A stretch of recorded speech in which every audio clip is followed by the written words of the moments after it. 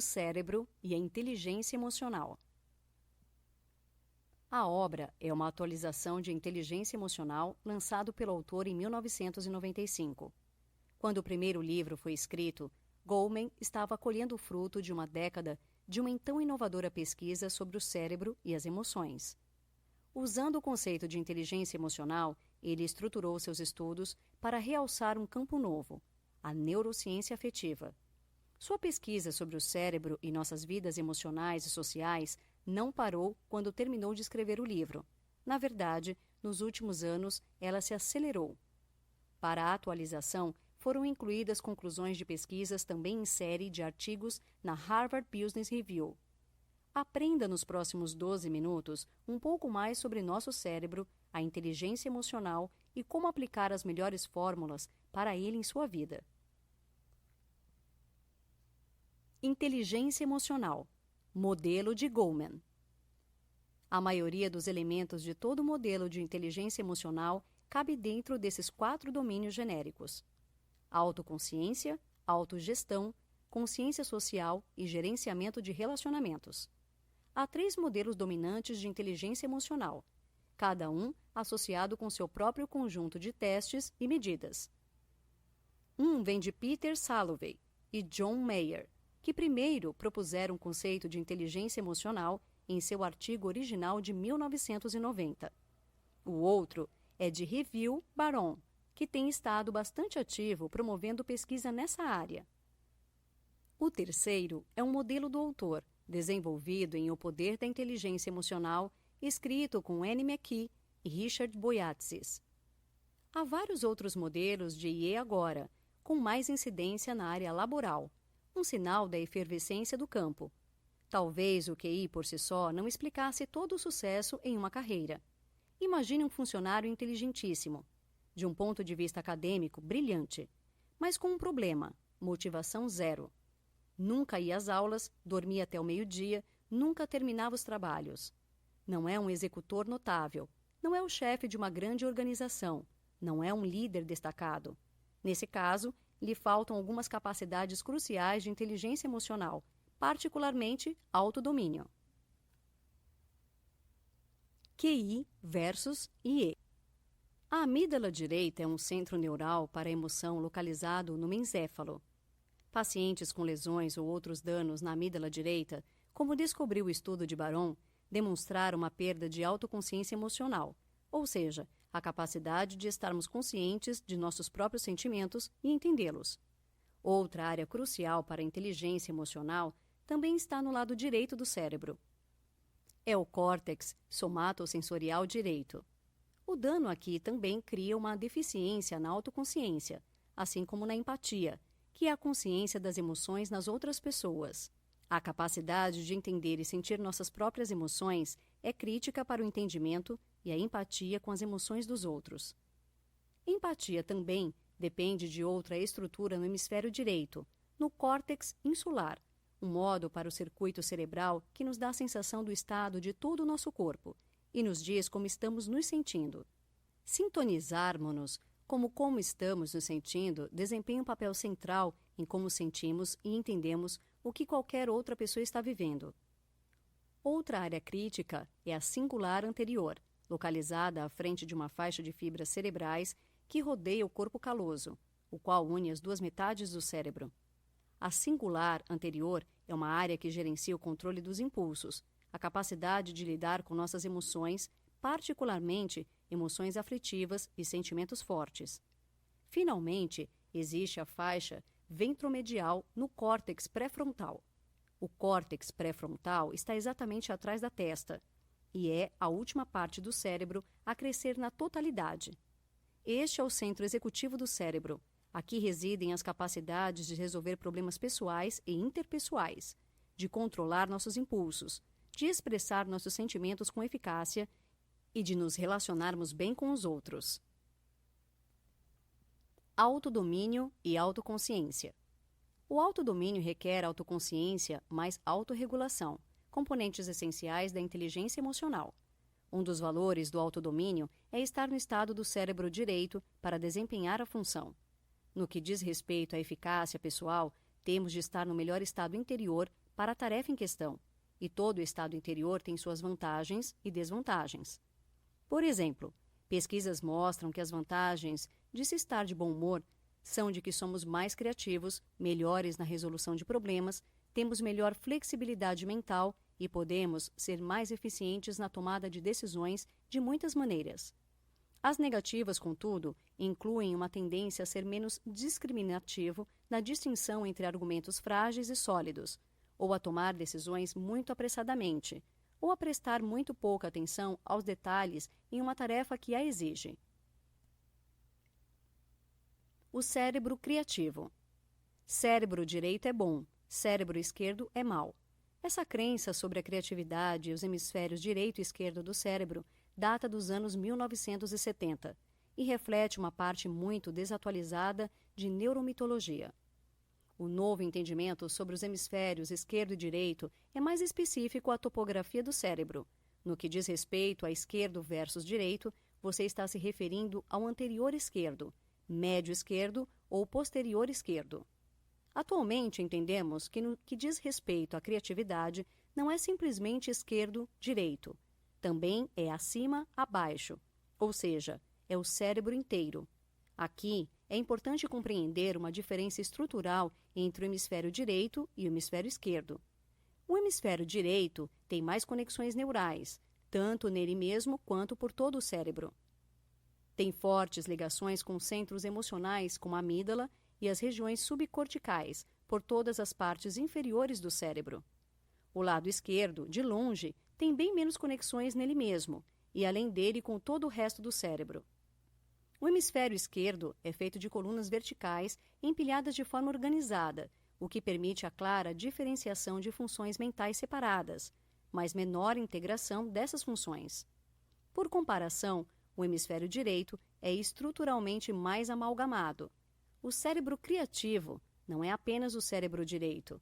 Ele envolve o cérebro inteiro, esquerdo, direito, acima, abaixo. Conforme o estado do cérebro criativo, acessa uma extensa rede de conexões.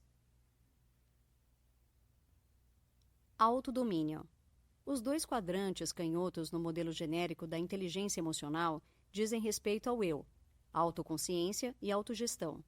Estas são as bases do autodomínio, consciência de nossos estados interiores e gestão desses estados. Estes domínios de habilidade são os elementos que fazem de alguém um executante individual extraordinário em qualquer área de desempenho. Competências como gerenciamento de emoções, motivação concentrada para atingir metas, adaptabilidade e iniciativa são baseadas na autogestão emocional.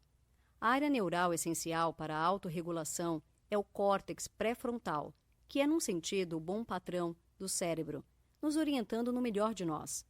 A zona dorsolateral da área pré-frontal é o lugar do controle cognitivo, regulando a atenção, a tomada de decisões, a ação voluntária, o raciocínio e a flexibilidade na resposta. A amígdala é o radar do cérebro para ameaças. Nosso cérebro foi projetado como uma ferramenta de sobrevivência. Na planta do cérebro, a amígdala detém uma posição privilegiada. Se ela detecta uma ameaça, num instante consegue dominar o resto do cérebro, particularmente o córtex pré-frontal, e temos o que é chamado de sequestro da amígdala. Os 5 principais gatilhos da amígdala no local de trabalho. 1. Condescendência e falta de respeito. 2. Ser tratado injustamente. 3. Sentir-se desconsiderado. 4. Sentir que não se é escutado e que não lhe prestam atenção. 5. Ficar submetido a metas irrealistas. Controlar o estresse. Richard Davidson, que administra o Laboratório para Neurociência Afetiva na Universidade de Wisconsin, realizou pesquisas influentes nas áreas pré-frontais, esquerda versus direita. Seu grupo de pesquisa descobriu que quando estamos nas garras de um sequestro ou sob agitação de emoções aflitivas, há níveis de atividade relativamente altos no córtex pré-frontal direito. Mas quando nos sentimos muito bem, a área pré-frontal esquerda se acende. O grupo Davidson descobriu que cada um de nós tem uma relação esquerda-direita de atividade pré-frontal, mensurada quando estamos somente descansando, não fazendo nada em particular, que prevê com precisão nossa típica variação de humor no dia a dia. Esta relação esquerda-direita avalia nosso set point emocional. As pessoas que têm mais atividade no esquerdo do que no direito têm mais tendência a usufruir de emoções mais positivas e maior quantidade de emoções positivas no dia a dia. As que têm mais atividade no direito são propensas a terem emoções mais negativas. Há uma curva de sino para esta relação, como a bem conhecida curva invertida, em U, para o QI. A maioria de nós está no meio, temos dias bons e ruins. Algumas pessoas estão na extremidade direita, podem ser clinicamente depressivas ou cronicamente ansiosas. Em contraste, aquelas pessoas que estão na extremidade esquerda da curva do sino dão a volta por cima com rapidez extraordinária. Davidson também pesquisou o que ele chama de estilos emocionais, que na realidade são estilos de cérebros. Um estilo de cérebro rastreia com que prontidão ficamos aborrecidos, onde estamos no espectro a partir de uma amígdala de pavio curto versus pessoas que são inabaláveis. Um segundo estilo olha para a rapidez com que nos recuperamos de nossa aflição. Algumas pessoas se recuperam rapidamente, enquanto outras são muito lentas. No extremo da lentidão de recuperação estão as pessoas que continuamente ou se preocupam com as coisas. Preocupação crônica mantém a amígdala engatilhada, por isso essas pessoas permanecem num estado de aflição enquanto ruminam. Motivação, o que nos emociona. A palavra motivação partilha sua raiz com emoção. Ambas vêm do latim motere, mover. Nossas motivações nos dão nossas metas e o ímpeto de alcançá-las. Qualquer coisa motivadora nos faz sentir bem. Como um cientista me falou, a maneira como a natureza nos leva a fazer o que ela quer é fazendo disso um prazer. Nossas motivações ditam onde encontramos nossos prazeres. Mas quando se trata de perseguir essas metas, a vida normalmente apresenta dificuldades. E quando enfrentamos reveses e obstáculos para alcançar as metas para as quais nossas motivações nos atraem, o circuito que converge numa zona do córtex pré-frontal esquerdo toma vida para nos lembrar as boas sensações que teremos assim que atingirmos esse objetivo. Quando as coisas correm mal, isso nos ajuda a aguentar os momentos difíceis. As pessoas cujo set point se inclina para o lado esquerdo tendem a ser mais positivas em sua perspectiva emocional. Mas, segundo Davidson, elas são suscetíveis a se enfurecer, principalmente quando uma meta valiosa não é alcançada. Então, elas ficam frustradas e irritadas, o que é bom, porque mobiliza sua energia e concentra sua atenção em trabalhar para superar os obstáculos e atingir essa meta. Em contraste, diz Davidson, a ativação do pré-frontal direito atua como o que é chamado de inibidor do comportamento. As pessoas desistem mais facilmente quando as coisas ficam difíceis. Também são demasiado avessas ao risco, não inteligentemente, mas exageradamente cuidadosas. Elas têm baixa motivação, são geralmente mais ansiosas e temerosas, e têm vigilância ampliada em relação a ameaças. A pesquisa de Davidson descobriu que o hemisfério esquerdo se ilumina até mesmo com o mero pensamento de atingir uma meta significativa. A atividade pré-frontal esquerda também está associada a algo maior do que qualquer alvo isolado. Esse é um senso de propósito na vida, os grandes objetivos que dão significado à nossa existência. Desempenho ótimo. A relação entre estresse e desempenho é conhecida na psicologia há cerca de um século. É chamada de Lei de Youkers-Dodson. Embora os psicólogos Youkers e Dodson não pudessem saber há 100 anos, estavam de fato rastreando os impactos do eixo HPA, o circuito que secreta hormônios de estresse quando a amígdala é acionada. Esta é uma maneira diferente de pensar sobre como o cérebro opera para auxiliar ou perturbar nosso desempenho, seja no trabalho, na aprendizagem, num esporte, em qualquer campo da habilidade. Há 3 estados principais representados na lei de Youkers-Dodson: ócio, fluxo e esgotamento. Todos têm impactos poderosos na capacidade de uma pessoa se desempenhar da melhor forma. Ócio e esgotamento diminuem nossos esforços, enquanto o fluxo permite que se elevem. Ociosidade. Os locais de trabalho pelo mundo inteiro estão repletos de pessoas presas ao ócio. Estão entediadas com seus trabalhos, sem inspiração e desinteressadas. Têm pouco ou nenhuma motivação para darem seu melhor e só fazem o suficiente para manter o emprego. Estudos sobre o empenho dos empregados revelam que nas organizações de maior desempenho há 10 vezes mais funcionários totalmente empenhados do que desinteressados, ao passo que em organizações de desempenho médio há somente 2 empregados empenhados para cada um dos desinteressados. Funcionários empenhados são mais produtivos, dão mais atenção aos clientes e são mais leais à organização. Esgotamento. Mas quando as exigências se tornam grandes demais para darmos conta delas, quando a pressão nos oprime, entramos na zona do estresse ruim. Logo acima da zona ótima, no topo da curva do desempenho, há um ponto mais alto, onde o cérebro secreta demasiados hormônios de estresse, e eles começam a interferir em nossa capacidade de trabalhar bem, aprender, inovar, escutar e planejar de forma eficaz. Os custos do estresse crônico vão bem além do desempenho. Nesta zona, o que é tecnicamente chamado de carga alostática significa que os efeitos prejudiciais dos hormônios do estresse predominam. Níveis demasiado elevados desses hormônios, durante um período longo demais, deixam a função neuroendócrina fora de forma e criam desequilíbrios nos sistemas imunológico e nervoso. Portanto, ficamos mais suscetíveis a doenças e temos dificuldade em pensar com clareza. Nosso relógio biológico fica confuso e dormimos mal. Fluxo. Onde queremos estar na curva de Yukers-Dodson é na zona de desempenho ótimo, conhecida como fluxo na pesquisa de Mihaly, na Universidade de Chicago. O fluxo representa um pico de autorregulação, a máxima subordinação de emoções ao serviço do desempenho ou da aprendizagem. No fluxo, canalizamos emoções positivas em uma atividade energizada com a tarefa em questão. Nosso foco não se distrai e sentimos uma alegria espontânea, até mesmo euforia. O conceito de fluxo emergiu de uma pesquisa em que era pedido às pessoas para descreverem um momento em que haviam se superado e alcançado o melhor de si mesmas. As pessoas descreveram momentos em uma ampla gama de campos de especialização, desde basquetebol e balé até xadrez e cirurgia cerebral.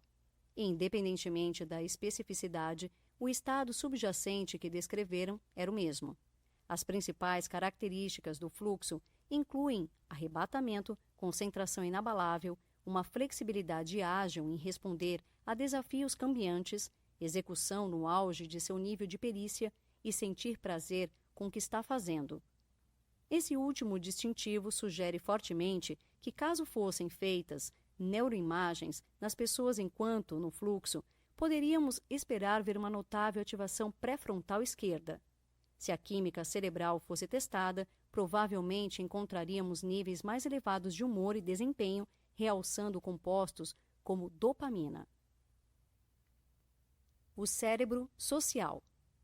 Mindsight, visão da mente, é o termo que o Dr. Daniel Siegel, diretor do MindScience Institute na Universidade da Califórnia, em Los Angeles, usa para a capacidade que a mente tem de ver a si mesma.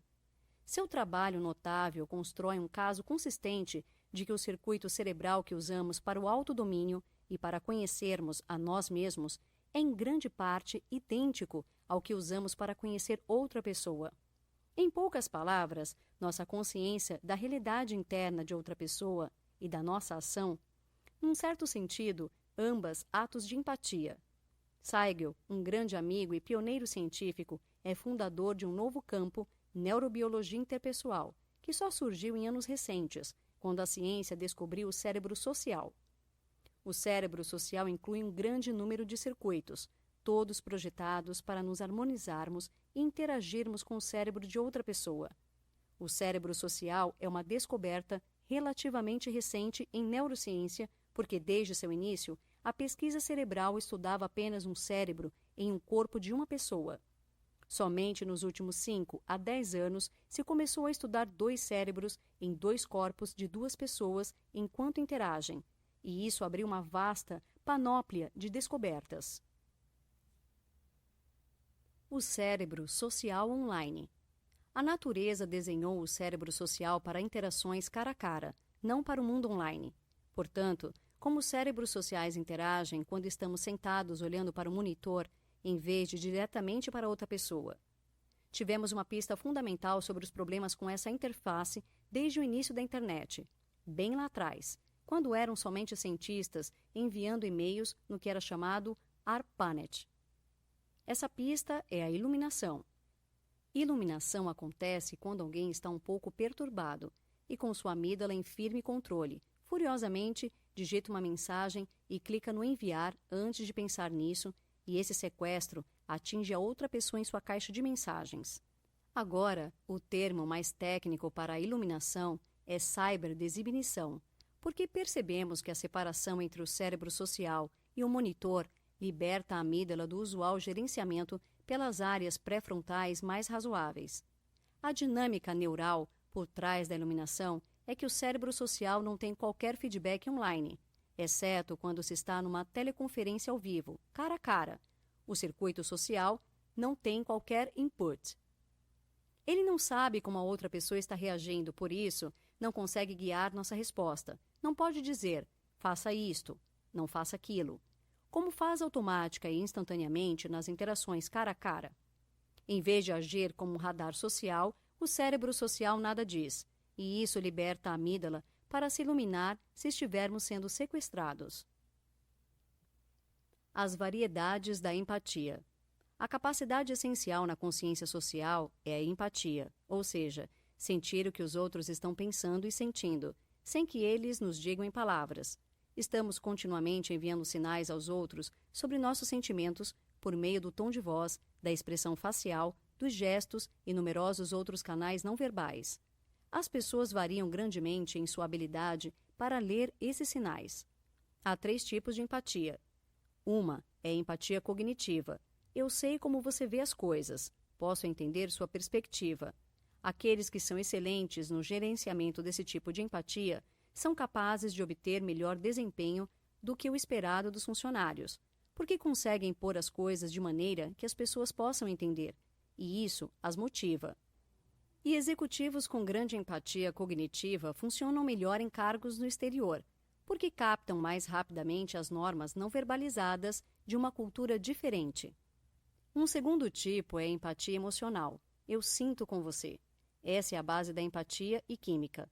Pessoas que são excelentes em empatia emocional dão bons conselheiros, professores, gestores de clientes e líderes de grupo por causa de sua capacidade para sentir no momento como os outros estão reagindo. E o terceiro tipo é a preocupação empática. Sinto que você precisa de alguma ajuda e, espontaneamente, estou pronto a prestá-la. Aqueles que têm preocupação empática são os bons cidadãos num grupo, numa organização ou numa comunidade, que voluntariamente auxiliam conforme necessário. Empatia é a peça de edificação essencial para a compaixão. Temos que sentir o que a outra pessoa está atravessando, o que está sentindo, de modo a despertar a compaixão em nós. Há um espectro que vai desde a total autoabsorção até notá-las e começar a sintonizar, a ter empatia, a entender suas necessidades e ter uma preocupação empática. Diferenças de gênero. Há muitos estudos de diferenças de gêneros na IE, mas para resumi-las, em média as mulheres tendem a ter melhor pontuação em inteligência emocional do que os homens. Somente em média, e há dados conflitantes sobre isso. Uma advertência. Quando se fala de diferença de gênero no campo comportamental, está se falando de amplamente sobrepor curvas de sino de capacidade. Por exemplo, uma capacidade em que as mulheres constantemente demonstram uma vantagem é em empatia emocional. Mas isso não significa que um determinado homem não possa ser tão emocionalmente empático quanto a mais empática das mulheres. As capacidades que tendem a ser maiores nos homens normalmente têm a ver com autodomínio emocional. Mas, novamente, isso não significa que uma mulher não possa ser tão emocionalmente autorregulada quanto o mais equilibrado dos homens. É simplesmente quando estamos nos referindo a diferenças estatísticas que as tendências de grupo surgem. O lado obscuro. Os psicólogos usam a expressão a tríade negra para se referirem a narcisistas, maquiavélicos e sociopatas. Esses tipos representam o lado obscuro da inteligência emocional. Essas pessoas podem ser muito boas em empatia cognitiva, mas carecem de empatia emocional, para não mencionar preocupação empática.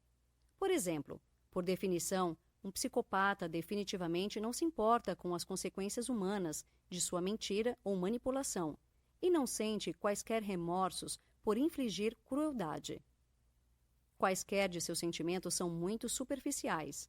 Neuroimagens revelam um estreitamento das áreas que conectam os centros emocionais ao córtex pré-frontal. Seus déficits particulares mapeiam muito aspectos das capacidades da inteligência emocional. Os sociopatas têm déficits em diversas áreas essenciais para a inteligência emocional. O córtex cingular anterior, o córtex orbitofrontal, a amígdala e a ínsula, e na conectividade dessas regiões com outras partes do cérebro. Embora os sociopatas extremos sejam conhecidos pelos seus crimes a sangue frio, os tipos subclínicos de sociopatas são reconhecíveis na vida organizacional. Um é o intimidador, o chefe que bajula o de cima e agride o de baixo, que pode ser bastante encantador para os superiores, mas agressivo com quem se reporta diretamente a ele e um tirano mesquinho em geral. Outro é o fraudador, um autêntico.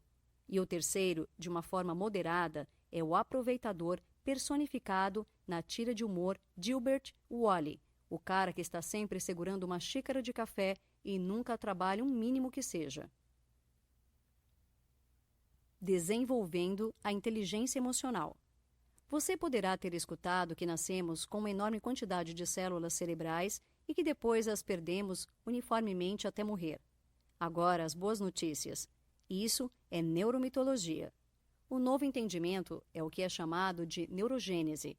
Todos os dias o cérebro gera 10.000 células-tronco que se dividem em duas. Uma torna-se uma linha afiliada que continua fabricando células-tronco, e a outra migra para onde quer que seja necessário no cérebro e se transforma nesse tipo de célula. Muitas vezes, essa destinação é onde a célula é necessária para novo aprendizado. Ao longo dos 4 meses posteriores, essa nova célula forma cerca de 10.000 conexões com outras para criar um novo circuito neural. A informação mais avançada no mapeamento disso sairá de laboratórios como o de Richard Davidson, que tem um poder de computação massivo, porque novas e inovadoras ferramentas de software para neuroimagem podem agora rastrear e mostrar essa conectividade no nível da célula individual. Aprendizagem emocional social. Quando uma empresa global estudou seus funcionários de nível mais elevado, descobriu que os talentos da inteligência emocional, que fizeram deles executivos notáveis, tinham começado a emergir muito cedo. Por exemplo, uma excelente líder de equipe tinha começado a praticar essas capacidades quando ainda estava no ensino médio. Sua família tinha se mudado para uma nova cidade e ela achou que poderia fazer novas amizades entrando num time. Entrou para um time de hóquei, sobre a grama. Acontece que ela não era assim tão boa no jogo, mas era extraordinária em mostrar aos novatos no esporte como se jogava. Então, tornou-se assistente do treinador. Assim que saiu da faculdade, arranjou um trabalho como representante de vendas de medicamentos. Ninguém lhe mostrou como fazer uma visita sem marcar hora num consultório médico, mas assim que pegou o jeito, começou a mostrar a novos representantes de vendas como se fazia. E ficou tão boa nisso que a empresa fez um vídeo com ela e passou a usá-lo com todos os novos representantes de vendas. Notas finais. Ser inteligente não é apenas ter um QI dos mais altos. Para aplicar o alto intelecto e ter maiores chances de sucesso, é importante também trabalhar os conhecimentos com controle emocional.